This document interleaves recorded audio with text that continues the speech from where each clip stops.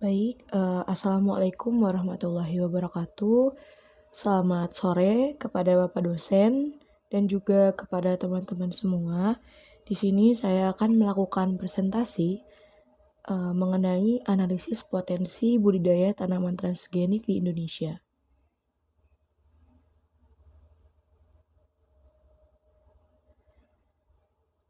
Jurnal ini saya ambil dari penerbit Hadi Susilo pada tahun 2019 dari Universitas Madhala Ulu Anwar di Banten. Masuk kepada latar belakangnya, seperti yang kita tahu, Indonesia itu masuk ke dalam daftar salah satu negara hijau di dunia. Bukan hanya sekedar nama, Indonesia adalah negara yang memiliki tingkat keragaman yang tinggi dan juga banyak. Salah satunya adalah keragaman hayatinya atau biodiversity-nya. Nah, hal tersebut memacu para ilmuwan dan dalam memanfaatkan keragaman tersebut untuk melakukan perkembangan mengenai bahan baku di bidang pangan dan perkembangan bioteknologi modern, seperti contohnya teknologi DNA, yang dimana bahan-bahan baku dari banyaknya biodiversity tadi akan dijadikan sumber-sumber gen yang baru dalam melakukan peningkatan produktivitas dari industri pertanian dan juga sumber pangan. Perkembangan dalam teknologi ini juga bukan hanya bertujuan untuk menciptakan pangan yang baik, tapi juga meningkatkan dan juga mengingat persaingan dengan dunia dalam memproduksi atau menghasilkan suatu bibit maupun benih unggulan, salah satunya dengan menggunakan teknologi DNA atau yang sering disebut dengan teknologi rekayasa DNA. Nah, di sini ada konsep penjelasan. Nanti saya akan menjelaskan mengenai metode penelitian, produksi tanaman transgenik, perkembangannya di Indonesia, kemudian ada plus minus, solusi, kesimpulan, dan juga akan ada kritik jurnal. Yang pertama yaitu metode penelitian. Nah, pada jurnal ini melakukan penelitiannya dengan cara mengumpulkan data-data dari berbagai sumber atau tinjau pustaka. Nah, sumber-sumber dan data juga informasi tersebut meliputi undang-undang, peraturan pemerintah, dan juga surat keputusan. Nah, undang-undangnya yaitu nomor 7 tahun 1996 tentang pangan dan juga peraturan pemerintah nomor 69 tahun 1999 tentang label dan iklan pangan dan juga peraturan pemerintah nomor 28 tahun 2004 tentang keamanan mutu dan gizi pangan. Nah, yang kedua yaitu mengenai produksi tanaman transgenik di Indonesia. Nah, pada melakukan atau memproduksi tanaman transgenik ini ada beberapa tahapan. Yang pertama, sifat yang diinginkan itu harus dipilih dan gen yang mengatur gen tersebut pun harus bisa diidentifikasi. Maksudnya kita ambil contoh semisal ada wortel. Wortel ini kok busuk ya, atau enggak wortel ini kok mudah sekali untuk menghitam atau membusuk. Mengapa wortel yang ini tidak begitu? Kemudian yang kedua, gen yang sudah diisolasi harus dikonstruksi dalam suatu vektor plasmid untuk ditransfer ke tanaman melalui teknik transfer gen. Jadi, untuk mengubah genetik tanaman yang kita mau, kita butuh bantuan plasmid bakteri. Nah, jadi di sini pakainya bantuan dari plasmid bakteri supaya bisa ngerubah genetiknya. Caranya, plasmid ini disisipin gen baru yang udah kita teliti, setelah itu dimasukkan ke tumbuhannya. Nah, supaya bisa ngilangin gen yang jelek atau yang nggak kita mau di dalam tumbuhan itu. Habis disisipin, bakteri pasti akan membelah. Nah, DNA tanaman juga pasti bercampur sama bakteri, terus dihasilkanlah genetik yang baru yang akhirnya membuat tanaman tuh bisa jadi lebih berkualitas dan unggul begitu. Kemudian yang ketiga, Rangkaian gen yang diintroduksi ke tanaman harus dapat disisipkan ke dalam genom tanaman, diekspresikan, dan tetap terpelihara. Maksudnya, terpeliharanya itu ya seperti suhunya, cahayanya, tempatnya, lingkungannya, dan lain-lain. Kemudian yang keempat, yaitu tahapan terakhir, adalah sel atau jaringan tanaman yang ditransformasi atau dirubah harus dapat diregenerasi atau dipulihkan menjadi suatu tanaman. Kemudian di sini ada gambar transfer gen target ke gen tanaman. Jadi penjelasannya itu dilakukan persilangan DNA. Awal mulanya itu dilakukan persilangan DNA bakteri dengan DNA tanaman. Nah, awalnya DNA bakteri itu diekstrak, lalu diisolasi.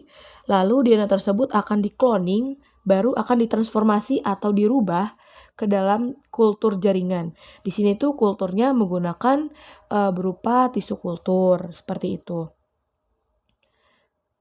Kemudian yang ketiga, perkembangan tanaman transgenik di Indonesia.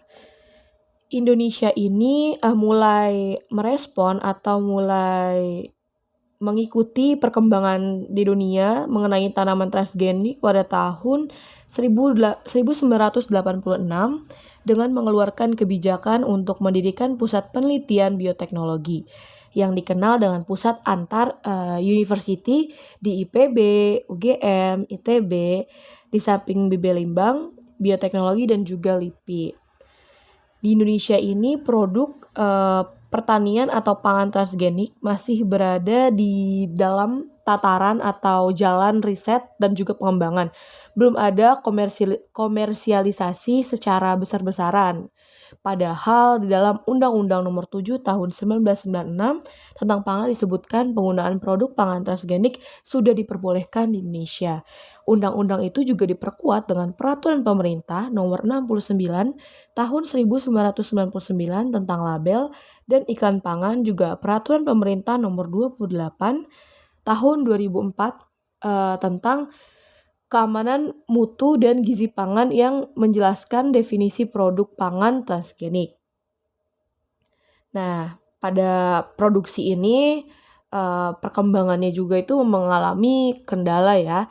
Kendala yang dihadapinya yaitu dalam perakitan tanaman transgenik perlu sekali biaya yang besar, kemudian peralatan laboratorium yang modern, sumber daya manusia yang tangguh dan juga handal, serta adanya hak kekayaan intelektual seperti gen BT, yang dimana gen BT ini adalah suatu gen yang diisolasi dari bakteri B. Thuringiensis dan telah digunakan oleh beberapa petani maju di negara sana sebagai pestisida hayati yang sudah cukup aman, seperti itu. Kemudian di sini ada riset tanaman transgenik komoditi pertanian di Indonesia. Di sini ada tanaman jagung yang memiliki karakteristik tahan pengerekbatan, kemudian gennya protease inhibitor 2 pada institusi Balit Bio. Kemudian ada kacang tanah, coklat, padi, dan juga kentang. Nah, kemudian di sini juga ada rekomendasi aman pangan menurut Badan POM. Nah, jadi pangan ini sudah termasuk aman dan juga bisa dikonsumsi untuk oleh rakyat Indonesia. Contohnya seperti jagung yang toleran herbisida, kedelai, ya seperti itu, ada yang tahan hama juga, jagung tahan hama, kedelai toleransi herbisida, dan lain-lain. Nah, kemudian di sini ada plus minus dari tanaman transgenik. Yang pertama nih, plusnya ataupun keuntungan. Yang pertama, hama akan terbasmi sendiri karena tanaman transgenik itu punya semacam imun atau perlindungan sendiri. Jadi memang dirancang sesuai dengan keinginan kita seperti yang tahan hama, serangga, herbisida, ataupun abiotik. Kemudian yang kedua, mengurangi kerusakan lingkungan. Yang tadi kita tidak perlu menggunakan pestisida yang notabene-nya berasal dari bahan kimia karena sudah ada dalam tanaman yang itu sendiri. Kemudian akan hemat biaya perawatan. Keuntungannya ya hemat biaya perawatan. Ya tadi kita tidak perlu menambah biaya dengan pembelian pestisida. Nah, kemudian di sini ada kekurangan ataupun kecemasan atau minusnya. Yang pertama itu munculnya hama target yang tahan terhadap inseksida. Tanaman transgenik yang dirancang dapat membasmi hama perusak atau target. Sebenarnya hal itu pun bisa dapat berbalik menjadikan hama menjadi tahan terhadap inseksida. Ini memang fenomena yang dapat terjadi pada semua tanaman transgenik. Kemudian munculnya efek samping terhadap hama non-target. Nah, gen yang disisipkan dalam tanaman transgenik tadi bisa membunuh serangga lain yang bahkan secara alami sebetulnya menguntungkan si tanaman tersebut. Kemudian ada efek lain yang timbul seperti perkembangan hama lain. Nah, tanaman transgenik yang tahan terhadap serangga atau hama tertentu dapat mengakibatkan perkembangan hama lain. Jadi, tanaman transgenik bisa membuat hama baru berkembang karena tidak hanya tanaman yang bisa berevolusi menciptakan daya imun, melainkan hama juga bisa berevolusi dan bermutasi seiring dengan perubahan yang dialami oleh dirinya, seperti itu. Nah, di sini ada solusi.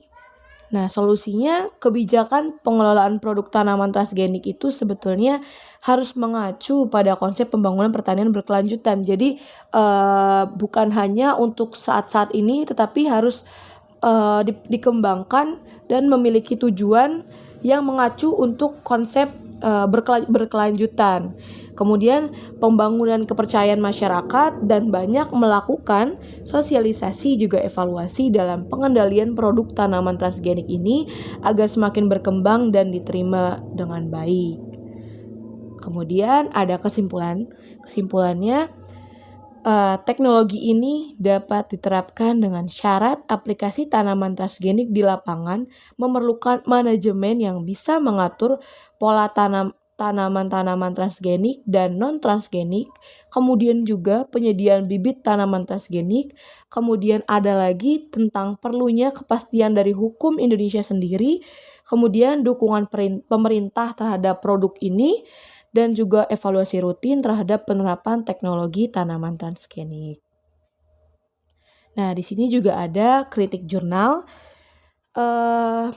Menurut saya, jurnal ini tuh sudah terbilang cukup bagus, hanya saja dalam penjelasan atau gambar tentang transfer gen target ke gen tanaman pada jurnal tidak terlalu rinci. Jadi saya agak sedikit kesulitan untuk membaca datanya. Kemudian menurut saya untuk penjelasan mengenai kekhawatiran atau kekurangan dalam produksi tanaman transgenik ini atau dalam pengembangannya kurang disebutkan mengenai kekhawatiran mengapa masyarakat Indonesia itu masih kurang atau memiliki kepercayaan yang minim terhadap produksi pangan hasil bioteknologi modern ini. Padahal mungkin secara tidak langsung mereka pun pernah mengkonsumsi, tetapi mereka tidak tahu begitu. Mungkin hanya itu yang bisa saya sampaikan mengenai jurnal ini. Kurang lebihnya saya memohon maaf. Terima kasih banyak. Wassalamualaikum warahmatullahi wabarakatuh.